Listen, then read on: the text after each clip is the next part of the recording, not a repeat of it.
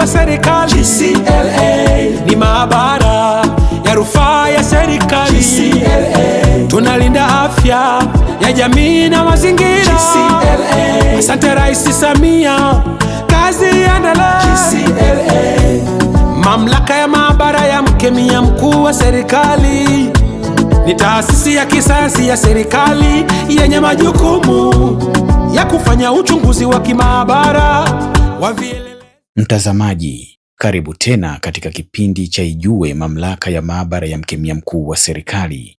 Ni kipindi ambacho kinakuelimisha na kukuhabarisha kuhusu majukumu mbalimbali ya mamlaka.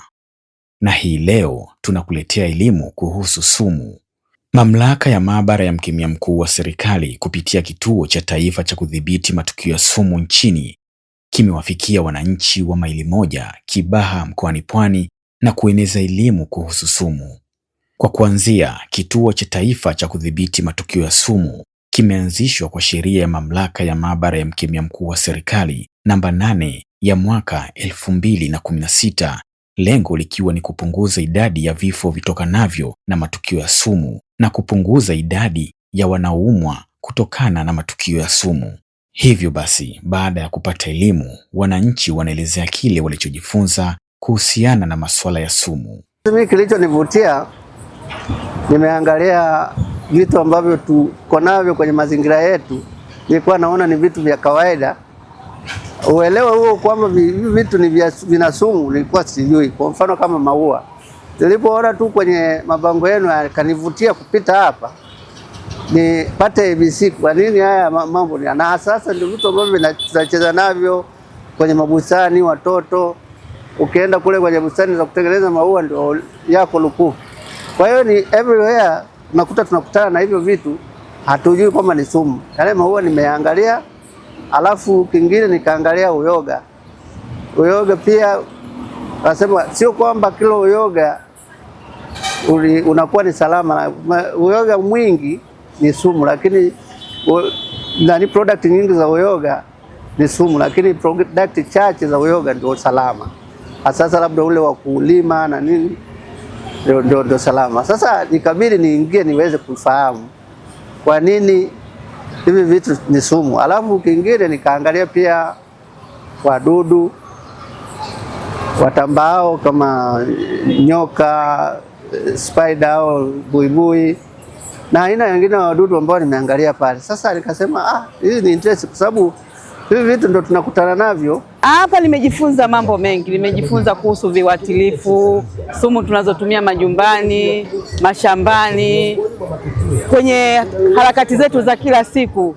Vitu ambavyo tunavitumia, baadhi vingine ni vina athari ndani yake. Ndani yake kuna sumu ambazo sisi wenyewe kwa macho hatuzitambui bila kuelimishwa. Lakini hapa nimeelimishwa, nimeweza kuelimishwa kuhusu uyoga tunaotumia. Si wote ni uyoga ambao unatumika, mwingine una sumu.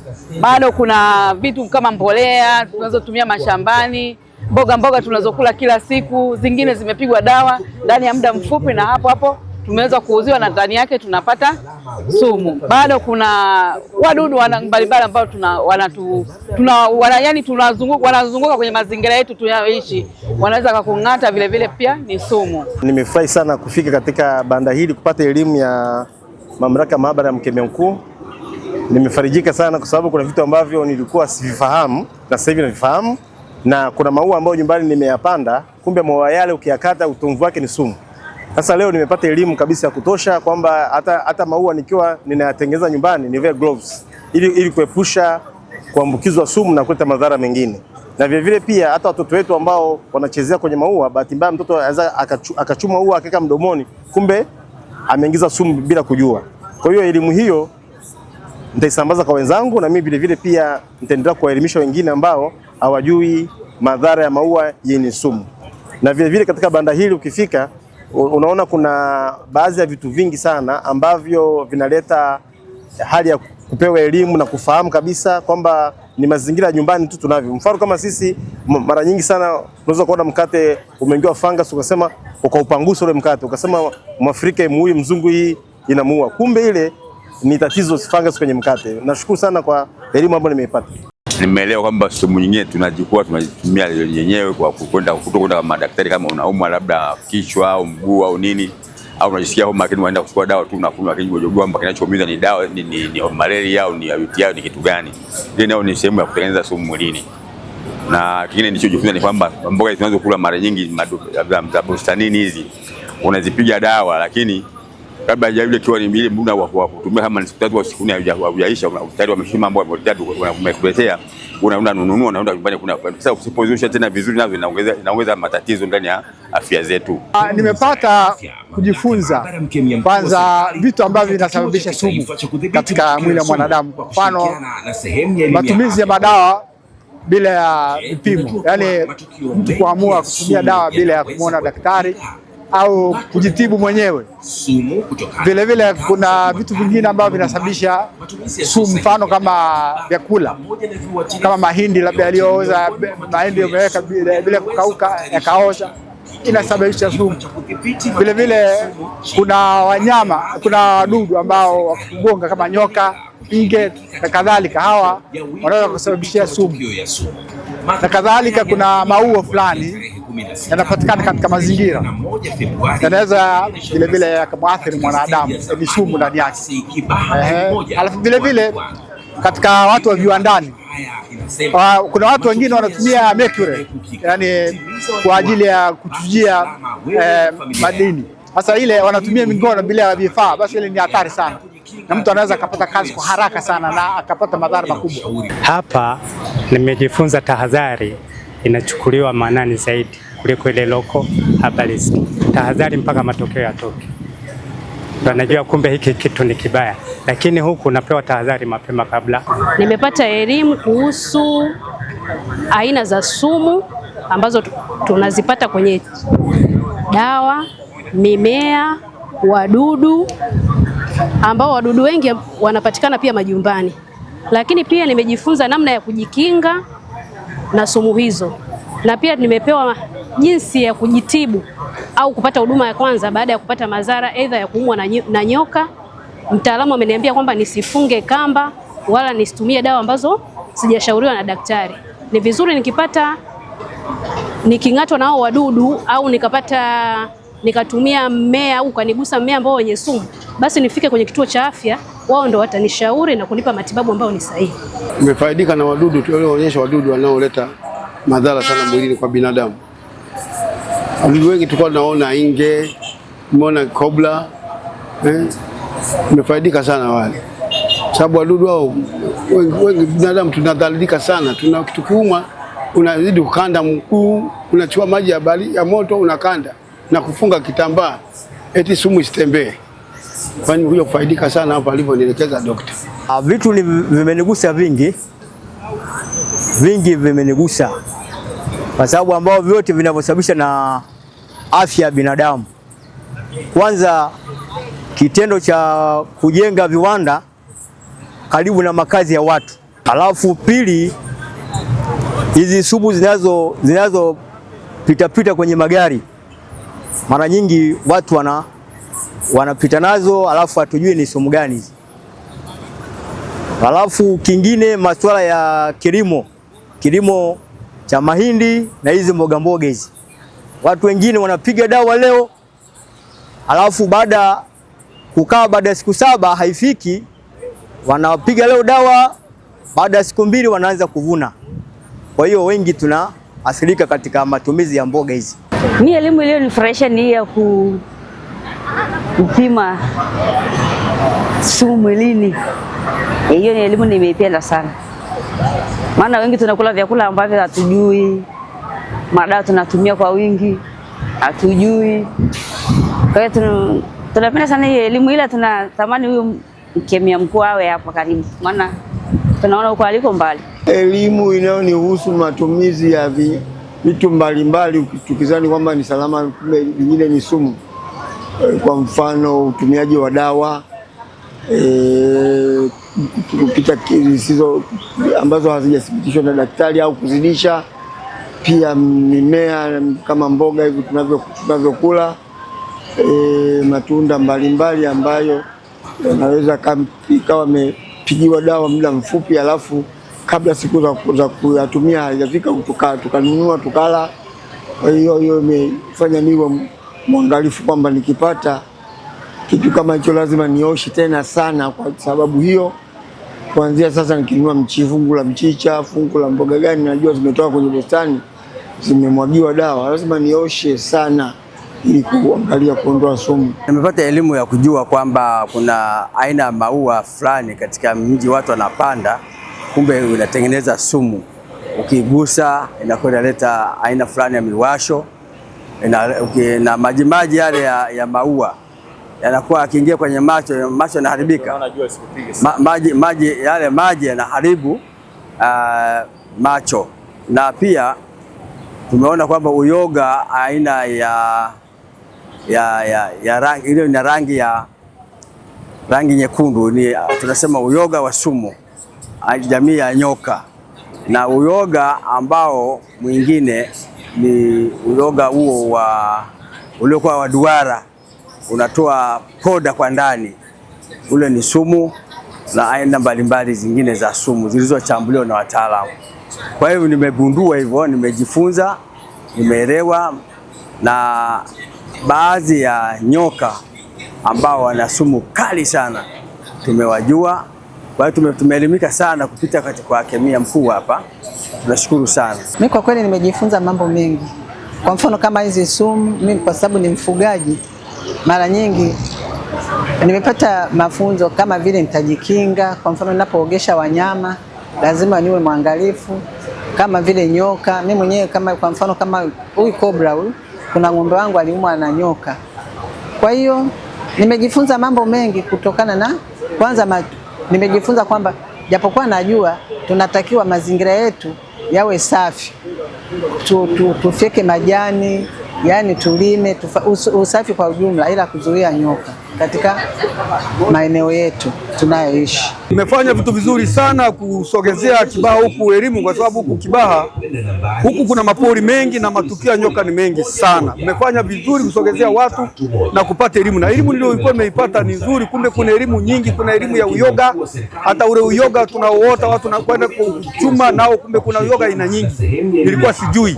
Kuna uyoga ule ambao mwingine ni sumu, au kwenye maua kuna uyoga na unakaa kwenye maua nao ni sumu. Hata leo unaweza ukara kitu kanani ukara ikaleta sumu mwilini. Ni vitu vingi, na mboga hizi nazo wametupa elimu. Mboga unaweza mtu wa kweli, zile mboga wanataka ukishapiga dawa ukae siku 7. Lakini kuna watu wengine na tamaa huko, na tamaa ya pesa, unakuta siku 7 zifiki, basi tunakwenda kula zile mboga na kuja kuletea sumu. Ndio maana hata makansa yamekuwa mengi. Lakini kingine ndio wanasema zile mboga, kama tumenunua zile nyanya, anashauri kwamba mtu uzioshe sana, hata mara 2 mara 3. Unakuta zile nyanya nazo wamepiga dawa nazo siku 7 hazijafika. Nimepata elimu ambayo elimu hii sikutarajia kuipata sehemu yoyote kwa haraka, au katika kukua kwangu au katika kusoma kwangu. Nishai kusoma lakini sijawahi kupata ufafanuzi mkubwa kama huu.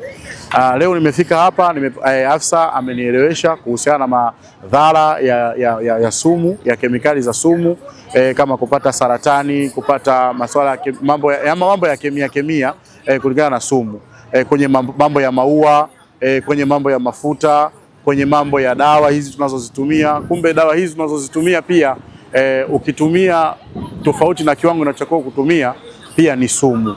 Kwa mfano kama umeambiwa unywe panado 2 kwa ajili ya kupunguza maumivu ya kichwa, lakini baada ya kuona kichwa kinauma umekunywa panado 2 ukaona kichwa bado kinaendelea kuuma, ukaenda kununua tena ukachukua tena panado nyingine ukazimeza, ina maana unaendelea kutengeneza sumu ndani ya mwili.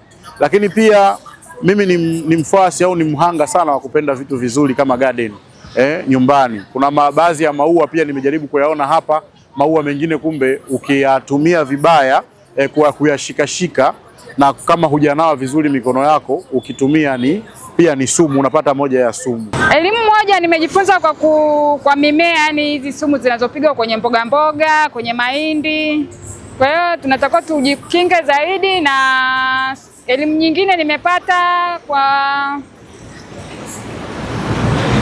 wadudu.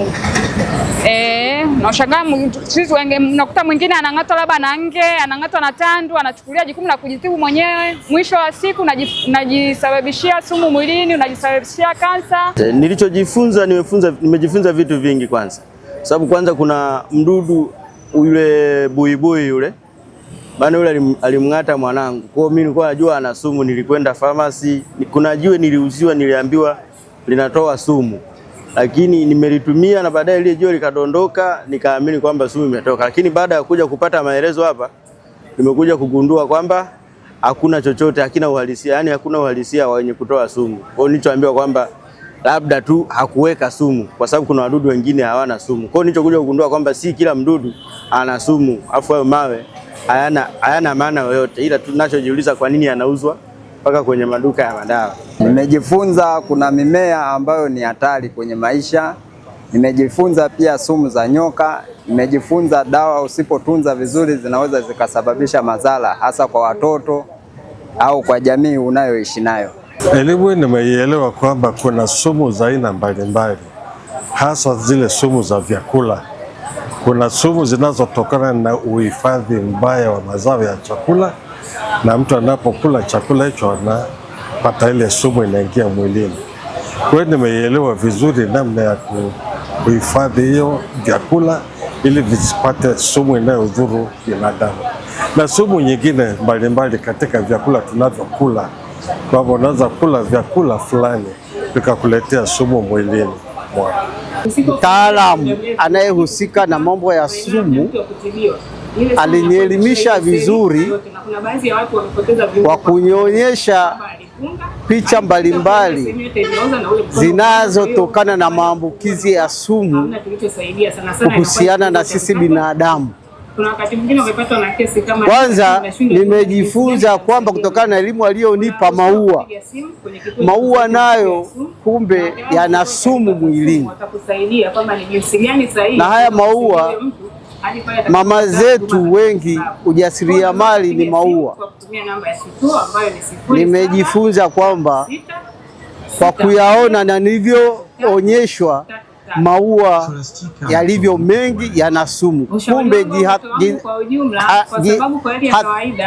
hatari, tujihadhari na haya maua. Na nimegundua elimu hawa mama wanaoshughulika na maua hawana, kwa sababu yana athari ya kumbe maua yanaleta allergy, yanaweza yakaleta upofu kwa sababu mengi ni ya utomvu. Hilo ni moja nimelijifunza. Ya pili, nimejifunza sumu ya wadudu kama nyoka, nge na kadhalika. Kwa hiyo tumeambiwa kwamba tujihadhari pindi tunapogongwa na nyoka au mdudu yoyote, tukimbizwe hospitali iliyo karibu. Tatu, sumu kuvu ya mahindi. Nimegundua kumbe haya mavyakula ya dona na sembe tunayokula kwenye hoteli mengi, mahindi yanakuwa na sumu kuvu, na nimeonyesha mfano, kwa sababu unakuta mahindi yanakobolewa yakiwa machafu. Sasa ile sumu kuvu, kumbe tunavyokula ule ugali, moja kwa moja inakuja kuharibu ini na kusababisha kansa. Nimejifunza juu ya kuepukana na sumu. Kwa mfano, nimeelekezwa hapo jinsi ya kuepukana na nyoka, nge, lakini sumu zile ambazo zinatokana na kemikali, sumu zinazotokana na maua, nimejifunza na nimeelewa. Kusema kweli nimefaidika na mambo mengi, kuanzia matumizi ya dawa za hospitali ambazo huwa tunaenda kununua bila maelekezo ya madaktari, na kwamba zinaathiri figo na afya zetu. Lakini pia nimepata namna ya kufanya pindi unapong'atwa na nyoka au na wadudu wenye sumu. Moja ya kitu sisi tunajua ni kwamba lazima ufunge kamba, lakini leo nimepata elimu kwamba utaki kufunga kamba na unachotakiwa kufanya ni kuwahi hospitali. Wananchi wanaendelea kuelezea ni kwa namna gani wamejipanga kuepushana na wadudu wenye sumu majumbani mwao. Baada ya kupata elimu, nimejipanga kwamba kuanzia sasa nitaanza kuchukua tahadhari.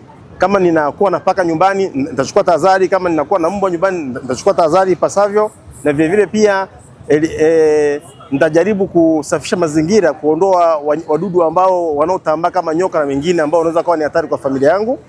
Na vile vile pia ili maisha yawe mazuri lazima pia na mazingira yawe mazuri, na mwanadamu anapokuwa anaumwa tayari mtaji wa maisha yake umeshapungua. Kwa hiyo mimi nitajiandaa mazingira yangu nihakikisha yawe mazuri kila mara na wakati wote, kuepusha hivi kung'atwa na wadudu ambao waweza wakaleta sumu, baadaye nikapoteza muda wa kutafuta uchumi wa familia, uchumi wa jamii yangu, nikaanza kukimbia kwenye hospitali kwenda kujitibu, kitu ambacho ningeweza kukiepusha kwa kufanya usafi wa mazingira. Ni usafi wa mazingira. Usafi wa mazingira ni wa kwanza.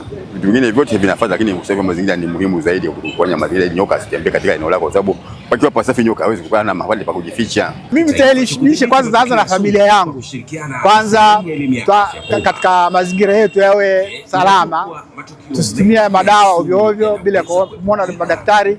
Vitu vyenye sumu tuviepuke na mbali, na tuchukue tahadhari pale tunapopata majanga, mfano kama mgongo na nyoka nge, tuchukue tahadhari mapema na kuona madaktari na kupata tiba sahihi. Usalama niliokuwepo nao nimejitengenezea mimi kwa mazingira ya watoto wangu, kwamba kuwatengenezea sehemu ya kulala pazuri, kuangalia godoro lao liko zuri, kuangalia sehemu ya kwenda kujisaidia. Nimeweka mfumo, bahati nzuri nimepata mfumo wa umeme, ni mwanga ambao akitoka ndani kwenda kujisaidia ni sehemu anaona. Kwa hiyo nimejitahidi kwa kiasi changu nilichokuwa najiwezea, kwa sababu sio mjasiriamali mkubwa zaidi. Kwanza ni kuhakikisha mazingira yanayozunguka nyumba yawe salama, lakini nafikiri swala la usafi pia, kuepuka panya na wadudu wengine ambao nyoka wanaweza kawafuata katika mazingira ya nyumbani. Nafikiri vitu kama hivyo, elimu kwa familia, kwa watoto, namna gani natakiwa wafanye. Inawezekana wakati wazazi hawapo, wao wanaweza kufanya nini? Kutokana na elimu niliyopata, ina maana kwamba sasa mimi inabidi baadhi ya maua niviondoe kwa ajili ya usalama wa watu wangu au familia yangu, na baadhi ya majirani ninaweza kawaelekeza kwamba maua aina fulani msiyapande kutokana yanakuwa na sumu. Mara nyingi tunatumia maua yale kupendezesha maeneo mbalimbali, lakini ndani yake kumbe kuna sumu, kutokana na wataalamu kutuelimisha. Kwa hiyo tunashukuru sana, ili tuweze kuelimisha jamii nyingine iliyotuzunguka katika makazi yetu. Ushauri ukatolewa kwa mamlaka ya maabara ya mkemia mkuu wa serikali. Mimi nawashauri kwamba hii elimu ambayo tumeipata leo isiwe ni leo tu, mrudio na watu wengine. Kwa mfano kama sasa hivi watu hawaja wengi, wangejua wangeweza kuja wengi zaidi, na isiwe hapa, iwepo na sehemu nyingine, kwa sababu haya matatizo haya yako sehemu nyingine pia. Ninamshauri mkemia mkuu, tunasikia mara vipimo viko kwa mkemia mkuu. Kwa kweli kazi wanayofanya ni kubwa sana, ni nzuri, lakini elimu hii ifike kwa watu wote ikiwezekana. Wote itawezekana, lakini kwa watu wengi, ifundishwe mpaka mashuleni, vituo mbalimbali, makabrasha kama mnazogawa hizi karibu zinasaidia kuelimisha watu kama mimi nilivyoelimika leo. Kwenye sumu, taifa liangalie pale linapokuwa linagawa chakula kwa ajili ya matatizo ya njaa, hasa kwenye magodown, zile kemikali zinazohifadhi chakula, itolewe elimu ya kutosha kwamba wakati wa kutoa kutoa chakula kwa ajili ya jamii, wawaeleze ili ukuwe na njia ya kuweza kutoa ile sumu ambayo ilikuwa imehifadhi kile chakula. Uzuri kwa sababu nyewe mnahusika na masuala ya kemikali, sumu zote zenye madhara kwa binadamu. Lakini pia nilikuwa naomba hata kwenye huu upande wa kusafirisha, kuna sumu, kuna magari mengine unakuta yameandika sumu, yanasafirisha sumu. Unakuta kwa mfano hapa maili moja, hii ni parking stand ya zamani. Unakuta gari linakuja linapaki hapa, linakaa mpaka siku 2, limeandika sumu, afu ni makazi ya binadamu. Watu wanapita pita. Kwa hiyo inawezekana labda ile sumu inatoa mvuke alafu inatudhuru sisi, hatujui.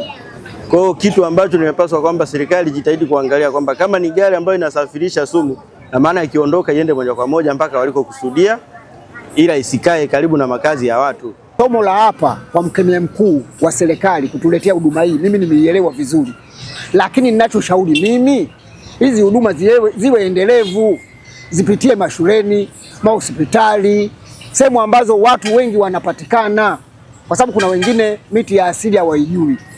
Mti huu unasema uwe mboga hawaujui, huu mti uwe wa dawa hawaujui. Kwa hiyo mimi na ushauri wangu kwa mkemia wa serikali ili jambo liwe endelevu. Nimepata elimu nzuri na nimepata elimu ya kutosha. Pamoja na hapo, kwa sababu mimi nimepata elimu hiyo, lakini nilikuwa naomba pia wataalamu waje kutembelea katika msikiti wetu kuja kutoa elimu hii ili itawanyike kwa vijana wetu, kwa sababu tunaishi mazingira, wamegusia vitu muhimu na ndo mazingira tunaoishi, masuala ya nyoka, masuala ya mimea, vitu mbalimbali ambavyo vinahusu madhara ya mwanadamu katika mazingira wamevigusia. Kwa hiyo tunaomba wakuu wetu waje wataalamu msikitini kwetu watoe elimu hii ili iweze kuenea kwa jamii pale. Wakipata elimu watu 10 itawafaidisha watu 1,000,000. Kule kwenye kaya ndio wengi hawajui mambo haya. Mimi nimekwenda shule, kwa hiyo nina uelewa mpana, lakini kuna ambao wako chini hawaelewi mambo haya sana. Na wengi mara nyingi watu wanakufa kienyeji kwa sababu ya kutojua mambo mengi. Yohana Bushashi ni mkuu wa kituo cha kudhibiti matukio ya sumu nchini. Anaanza kwa kufafanua maana ya sumu.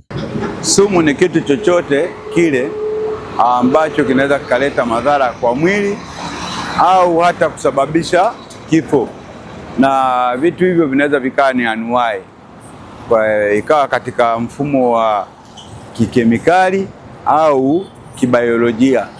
Kikemikali, kuna kemikali mbalimbali ambazo zinatumika ama viwandani au hima tunatumia majumbani, ni chanzo cha matukio ya sumu. Lakini pia kuna wanyama, na hapa tunaongelea mfano ikiwemo nyoka, wadudu aina mbalimbali ikiwemo nge pamoja na nyuki. Wote hao wanaweza wakapelekea sababu ya uwepo wa sumu. Lakini kuna mimea aina mbalimbali, na hapa tunaongelea kwamba ikiwemo uyoga au mihogo.